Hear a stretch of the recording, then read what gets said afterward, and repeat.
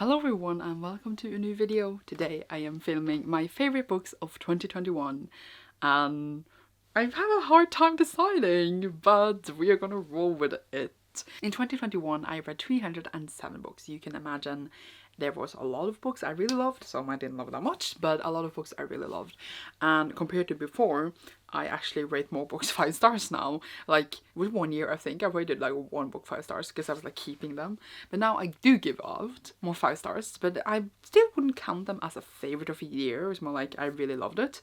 But does it have like, you know, that favorite feeling? That feeling doesn't appear as often as I would like. I think I have like these standards in my head that I need to like, I don't know how to describe it. Point being, it's not that many books here, but it's usually not that many because I choose the faves out of all of them, the god tier ones.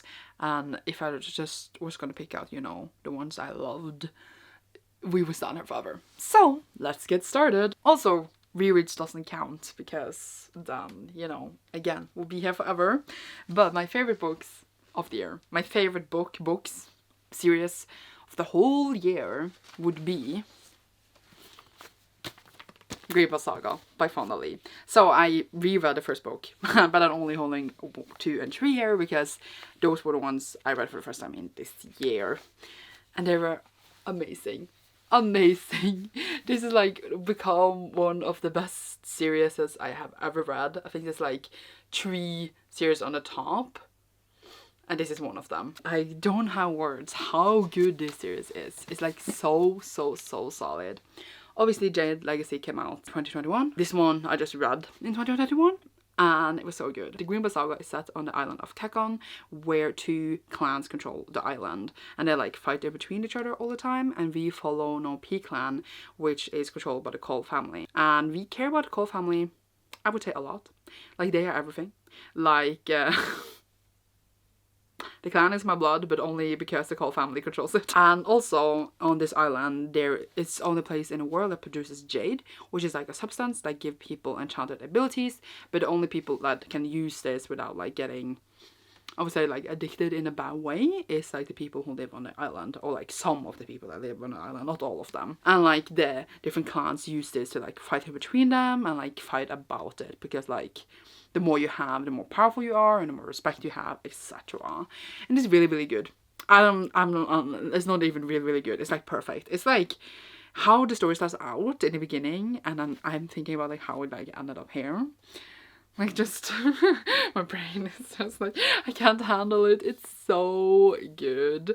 And just like the build up of the story, the character development, the character, how they feel like your family after a while, how like the politics are written, how Fonda Lee took the story internationally. I can't like go into every single detail, but it's like one of the best books, if not like the best books I ever read, and I cannot thank Justine enough for making me read them. Like I think I was gonna pick them up eventually, but when I did, yeah, it was so good. I even like want to reread it already, and I just read them, but I want to reread the whole thing like on audio or something, because it's everything.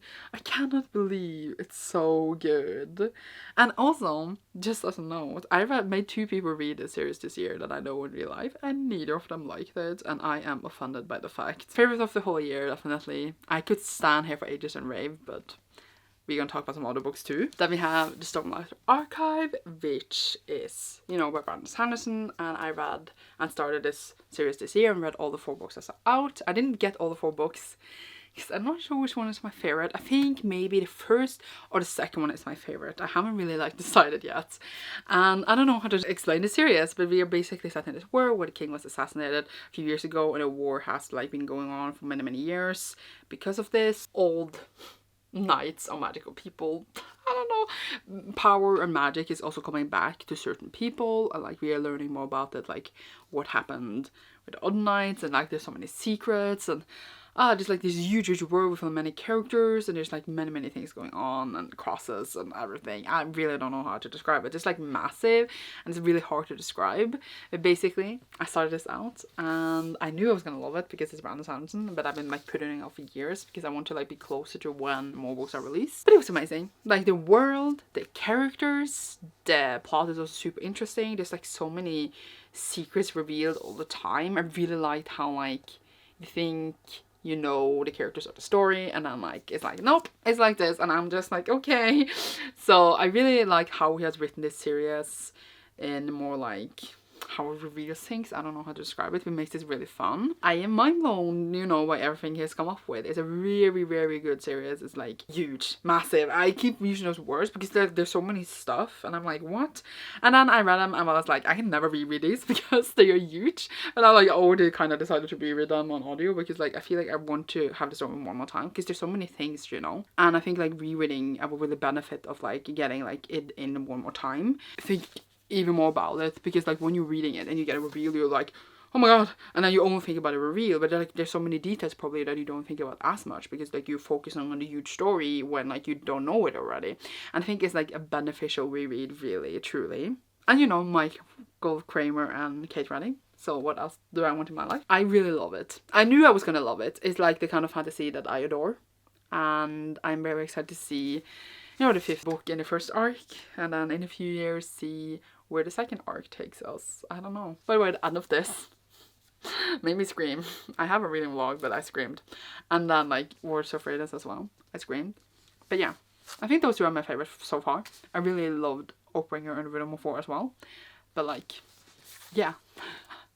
Words. And then also read A Sky Beyond the Storm by Saboteur here, which is to finish up An Ember and Ashes, which is one of my favorite series of all time as well. It is set in the Empire where like the, what's it called? The Empire people control everything over the scholars. For Laya, whose grandparents gets killed and her brother's put to prison, and then she starts out as a spy for the commandant, who is like the leader of the army, to like spy for the rebellion, so they will help her free her brother from prison.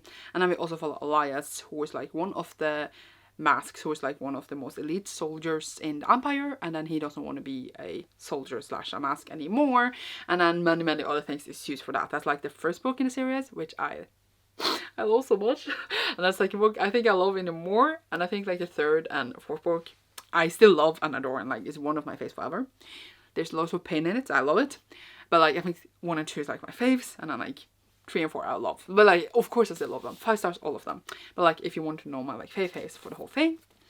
But yeah, I finished it. It was a beautiful ending. It was very sad. I'm thinking about it now. It was very sad, but like we knew Saba was gonna make it sad. Like we read the other books, we knew it was gonna be sad. But it was amazing. I am very satisfied with how it ended. It was very beautiful. Like I'm getting goosebumps. It's just a stunning story, and it just have many great elements and great characters, and I love them all so much, and I can't stop smiling because I love it so much. I will probably reread this at 1.2. Just gonna wait a bit. I'm very excited for more Saboteur Hero books. There's even coming one, you know, this year, and I'm very excited for it. So what else to say? I don't know, like I adored it. I adored it. This is kind of a surprising one, I think, but I was thinking really if it was my fave, and I truly think it was. And that is Wolves by Lee Verdugo, which is the newest book in the Grisha Wars. This is a sequel to King of Scars, which is the sequel series to Shadow and Bone, as well as Six of Crows.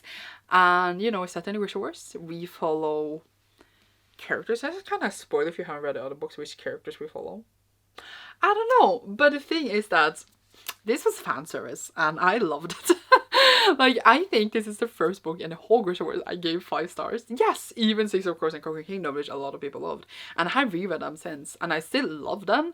But like this one, I just got like that feeling where I was just like, I was gonna say like drunk on bookiness.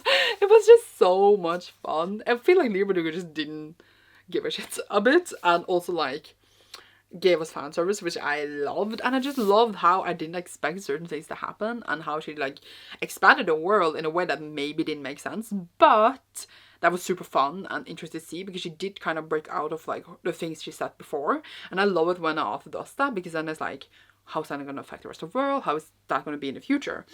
And I really enjoy that. And I really enjoy like, you know, the teases for like what the future will come in Grisha Wars. And I just like, I don't know words, because it was so much fun. And I like really had a lot of fun with this. I think I had more fun with this than all the other books, because I cared so much at that point about everyone. And that's why I think this particularly affected me so much. So yay, I enjoyed it dearly. Like, of course I had problems, but I enjoyed it dearly. And I was just thinking, like, I definitely had like that fake feeling reading it. And that's the most important thing. I know, like, not a lot of people like loved it as much as I did, but for me it was like more not even like about the story, but how it made me feel.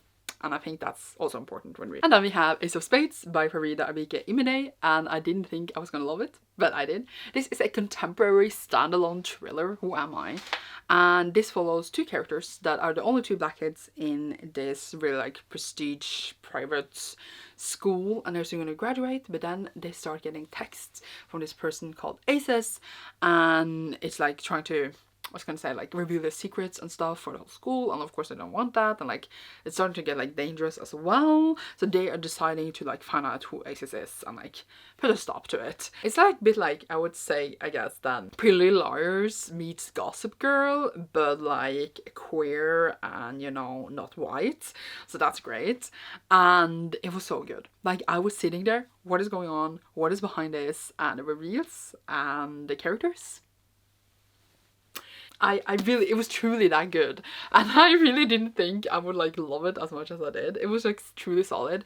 Thinking back on it now, when I was reading it, I was just sitting there like turning the pages like this and it was just so good at a point, and I'm very excited for more books by this author, and I'm just emotional because I didn't think I was gonna actually love it as much, because, you know, everyone was raving about it and I was like, sure guys, sure. And then yeah, but yeah, I would recommend this basically to anyone. I think, you know, it had everything. It had some romance, it had mystery, but overall just a very exciting story with like crushing reveals in it. Truly, truly great. So yeah, recommend this a lot. Yay. And for the last book for this video, which is, as I said, not that many, we have Soul Loving Volume 2 by Chugong, and this one is, you know, originally a light novel, and then they made them into graphic novels. I have read the first one, but the second one really took the cake. So it's really about like this, I think, this world where like there is like dungeons and stuff to open, and then people go in them and like kill stuff, and like they get a lot of money, and like they are called hunters, and we follow like the weakest hunter ever, like he sucks. And then they go into this certain dungeon, a certain thing happens that maybe turns him out to not be so weak anymore because he gets this thing. Is that a spoiler? I don't know. But the first book was really great, or I guess graphic novel, and I was like sitting there like, what's gonna happen? What's gonna happen? Like really stressed. And then in this one, you know, we get the consequences and like the evolution of that, and it was just so good. I was sitting there like, oh my god, this is so good. Like everyone was raving about it, and I was like, I think I will really enjoy it. I didn't realize how much I would enjoy it. It feels also like a video game, and I really enjoy that vibe as well. This one kind of took our main character on like a really dark path, and I'm like, you okay? He doesn't seem okay, but yeah. I actually got the third volume just now, and I'm very excited to read it, but like I'm gonna wait until it's in my rotation to like keep myself back.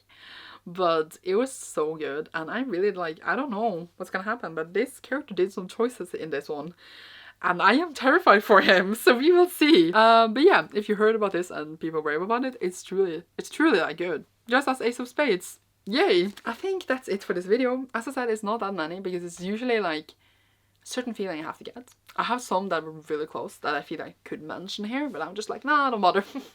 So yeah, that's my favorite books of the year. I hope you enjoyed.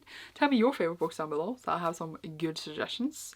And you will see me soon in a new video. Leave a playing card emoji down below if you enjoyed this in honor of Ace of Spades. And you will see me soon in a video. Thank you so much for watching. Goodbye.